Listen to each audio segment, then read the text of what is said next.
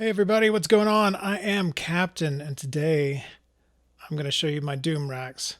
If you're not familiar with the Doom racks, first thing I recommend, you pop the link either down below or up above. I'm not really sure where I put it. And look for the Doom behind the music with Mick Gordon. In it, he describes the technique that these racks are based off of originally. And actually, these are pretty close to his implementation that he describes. All right, let's start off with just a simple subtone. I'm going to go ahead and pull span up here so you guys can see. By the way, my Ableton is down there, so if you see me looking down there, that's what I'm looking on. Big giant screen, little bitty Ableton, but that's what it takes to record it. So this is the note we are going to play with. All right, so we'll start off with sweet, and I'm gonna walk you through this. Hopefully, right now you're seeing the Mick Gordon Doom breakout. All right, so first thing, obviously, the first part of the rack we've got right here. We've got the Smile EQ. I'm gonna go ahead and open this up so you can see what it's doing. Okay. Well, here we go. There we go. Open this up so we can show you what it's doing. The Smile EQ and the Frown EQ. Obviously, you want to use these separately, but if we turn the Smile EQ up, shrink this so you can see it. There we go. Smile EQ. That's right. So in Mick Gordon's demonstration, he said, the EQ that he used boosted the low end and high end quite a bit while bringing down the mids, which I'll demonstrate later. And then you've got the Frown, opposite of the Smile. All right, so that's those. Then you have just standard compressor, attack, release. I use these because the whole idea of this rack is just to destroy the sound, get all kinds of crazy feedback. And so having a slow attack on the compressor really allows us to gradually bring those elements back and forth in the mix. This is obviously just a compressor with makeup on it so that as things fade out, as the feedback kicks back in, you get all these little things coming right up in the mix so that, you get some crazy stuff with it. Then we've got the gain, which is just the limiter gain. Nothing too crazy there. Obviously, you're going to get some really loud sounds out of this. So we've got a mixer, or we've got a limiter, and we've got a ceiling on the limiter, which really helps because, as you'll see, we get some just crazy stuff. And then we have a dry wet for everything. Okay, so that's just the outside. The magic happens on the inside. And as you can see, we've got here our controller for the racks. And in this case, as you've seen in the Mick Gordon diagram, he had 4 racks. Well, I've got 4 racks and a 5th for handling feedback from the 4th. So yeah, first off, the racks 1 through 4, this is just the volume of them. So we'll go back and play our note here. So we got that. But if we were to do it for the second chain instead of the first, or both,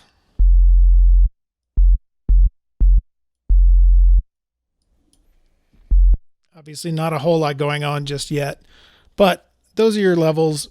Going to come in handy later. And then you've got the feedback level here as well, which was that 5th rack I was talking about. As you can see, there's a clean sub setting. What this does is it makes sure you don't mangle your sub output. So your sub waveform is going to come out looking the same as it did before everything else. It will be used in mangling the sound, but the output will have a nice clean sub on it. And you can select the crossover here. I picked 120, just a number I liked. All right, so from there, this is where things get crazy. So we've got our 4 racks and our feedback rack. So racks 1, 2, 3, 4, and 5. And inside each rack, you'll notice there is an input mixer. So rack 1 has its own input mixer. It's got input. Rack 2 has its own input mixer. And this allows you to feed each rack into the other racks for all kinds of crazy feedback. But we'll start just with everything going in dry, and then things will get crazy. So inside rack 1, not the side chains. Inside rack 1, we've got, what kind of drive is this? I don't even remember. So we've got a couple of kinds of drive. And then we've got bit crushers, and we've got pedal distortion. So what this is a lot of different types of overdrive and pedal distortion for fuzz. So if just right off the bat, this is where we can do with just the first rack.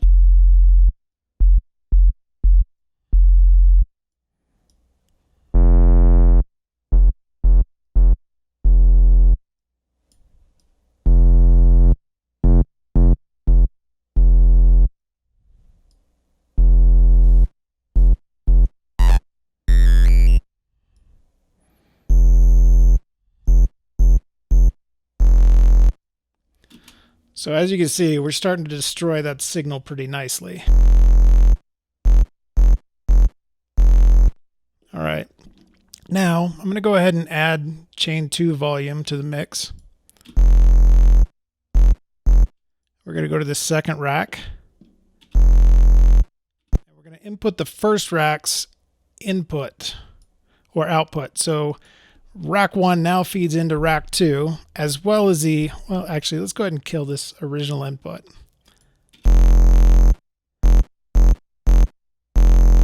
And then what we'll do is we'll take rack 2, and as you can see, it's got bit depth, tube drive, and 2 phasers. Again, taken from the ideas of Mick Gordon and then translated into the Ableton effects that we have to us. Obviously my bonus ones, which I include, my original ones, all premium plugins, those all probably are a little closer to what Mick Gordon used, but given we're using just stock Ableton here, I think it's pretty close.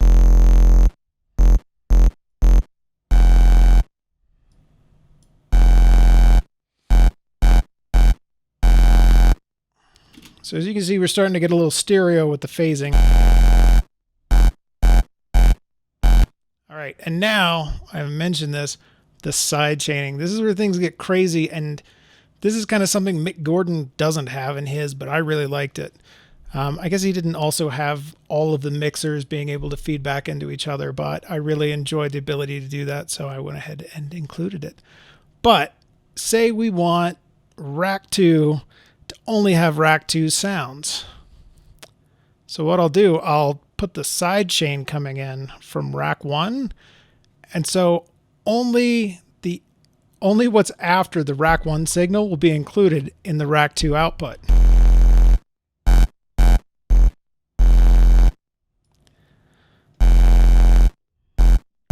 All right, now I'm going to just show you what's in rack 3.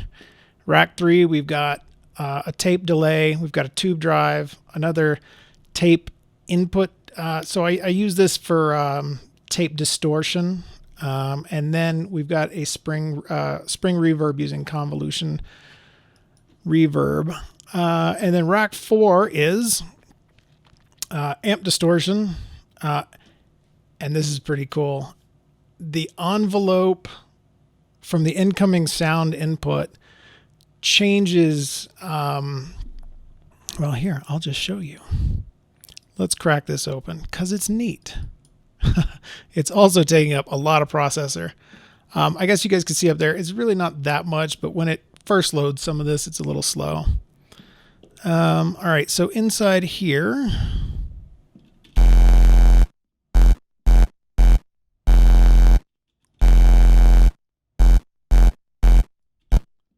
I guess it would really help if we had the chain for it.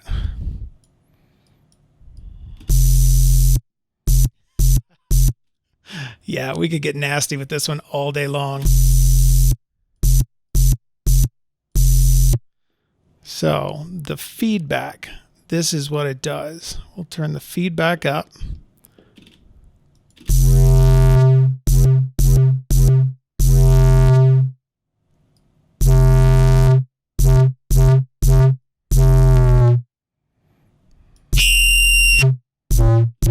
Yeah, that happens. Again, this thing just brutalizes things. So that's some of the feedback, and what that envelope is doing is it's following the envelope so that the feedback isn't constant, but it's based specifically on the incoming signal. Crazy stuff. Now, let's get crazy with this. We'll turn this, whoops, sorry, we're not far enough back. Let's turn this chain down. We'll go back to volume 1 and 2 being there, but we're going to add some more feedback into the mix. So we're going to take inside chain 1. Nope, inside chain 1. Here we go. Come on, there you go.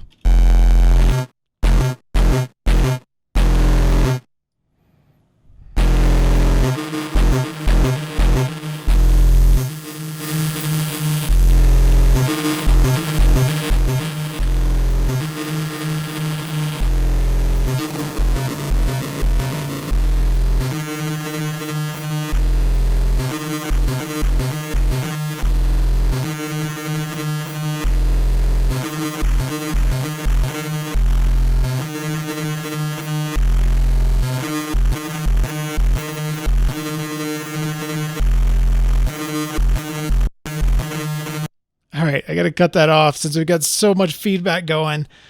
That's just what we can get to without much thought. Again, this thing goes pretty far, but I got sidechain compression going on my mic here, which is why I keep stopping it to talk. Without it, you guys would hear the speakers out there, and you would just get more feedback than what I'm trying to give you. All right, and I didn't show you this to begin with. As I said, it's pretty much a sine kind of wave. It's got a little bit of harmonics from FM. That was our original sound. And this is where we're going with it.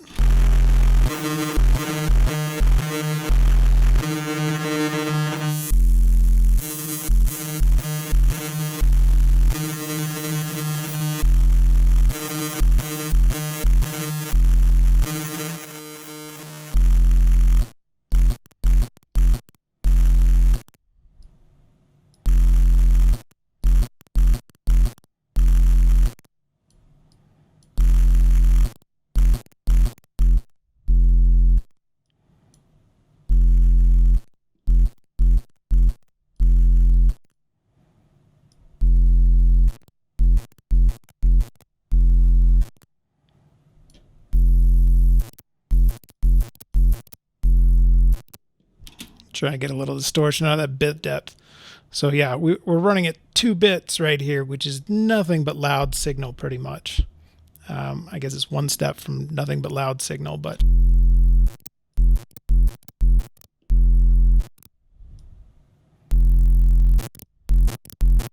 now if we turn that clean sub off, it will do the entire signal with that. Oh, that's so nice and crunchy. And if you could tell, I'm totally doing this in one take, so we're getting what we get. This is not practice. This is not rehearsed. We are just experimenting with a plain old sine wave, getting crazy sounds. So I'm going to go here into rack 3. Oh, I said I was going to. Oh, that's what it is. I must have opened rack 3 a little too far.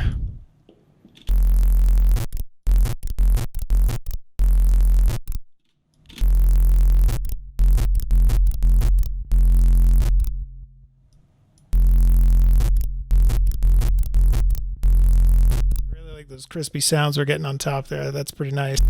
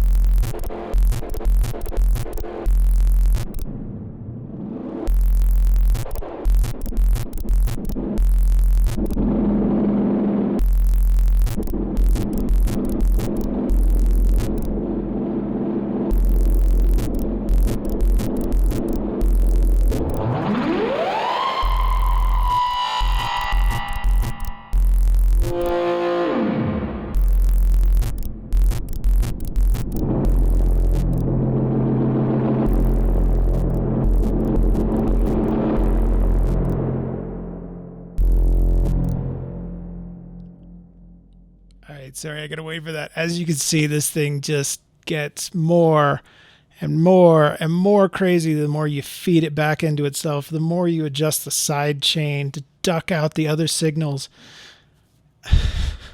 Really, Mick Gordon, you're a genius. This thing is amazing, and the sounds I've gotten out of this for my own personal songs, chef's kiss. All right, so you guys have heard what standard can do. Let's mess around with sweet a little bit. Or, I'm sorry, you've heard what sweet could do. Let's mess around with standard.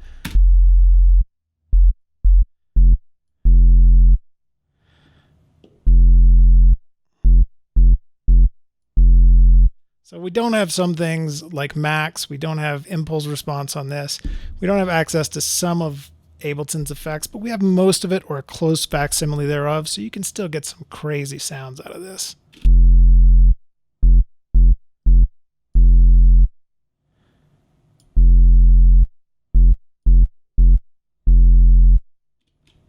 Oh, let's make it wet.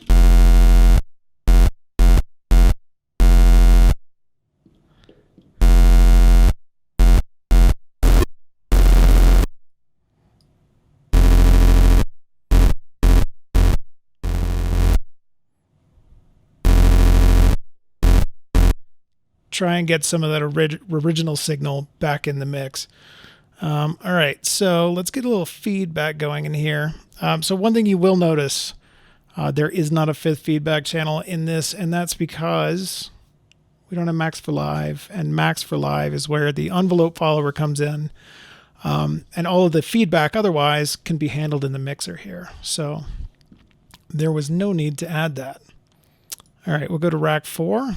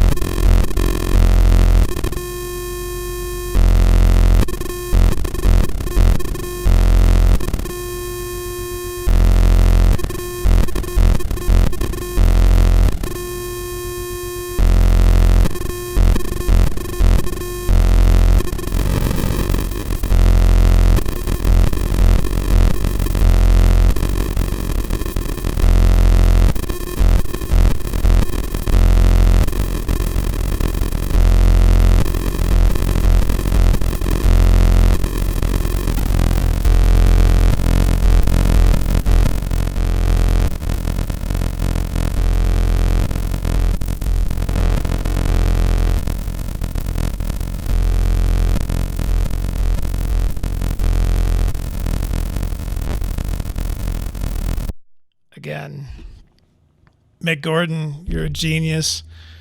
Couldn't have done this without you. I just love it. I'm sorry, I could play with this thing for hours. I will give you one more. Well, this is the rack that inspired it all. Obviously, this first part, the overall thing wasn't there, which you'll notice as you go through these racks yourself.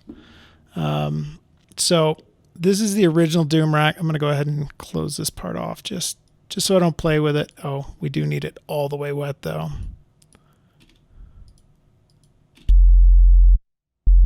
Whoop. Let's put that in the right.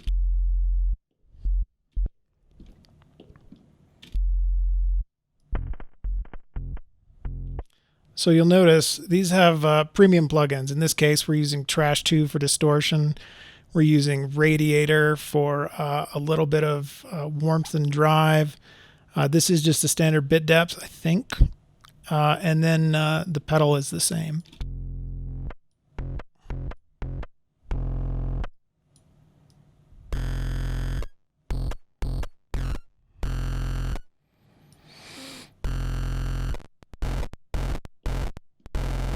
Personally, I'm a big fan of the bit depth reduction, or the bit depth distortion, if you can't tell. I'm just going to turn that off.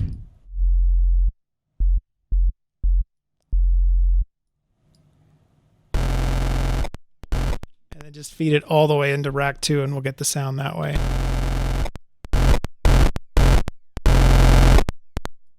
And this is Black Box HG2 by Plugin Alliance.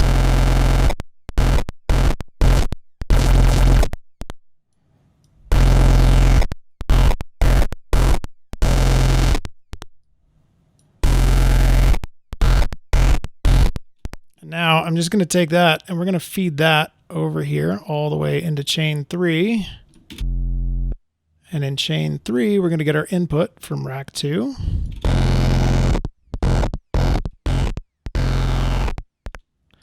It's a little excessive.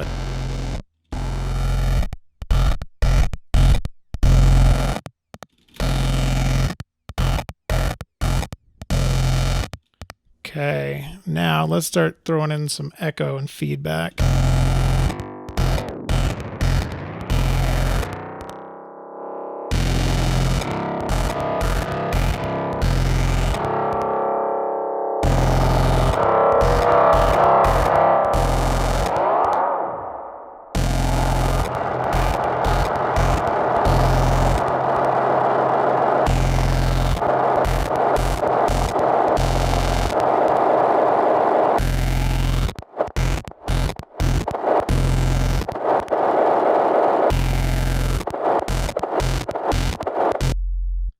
All right, I got to cut that off a second so I could talk. All right, and then I did obviously add the outside, so I'll give you that real quick too.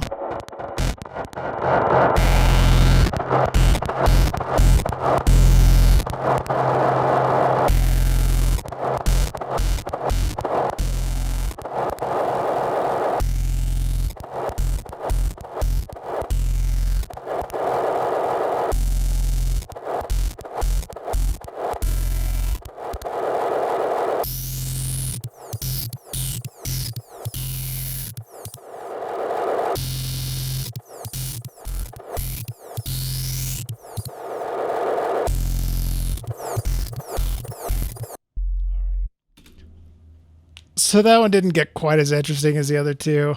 Again, this is hit or miss. We're talking about so many infinite combinations here that it's kind of mind-blowing. But as you can see, Mick Gordon killed it, man.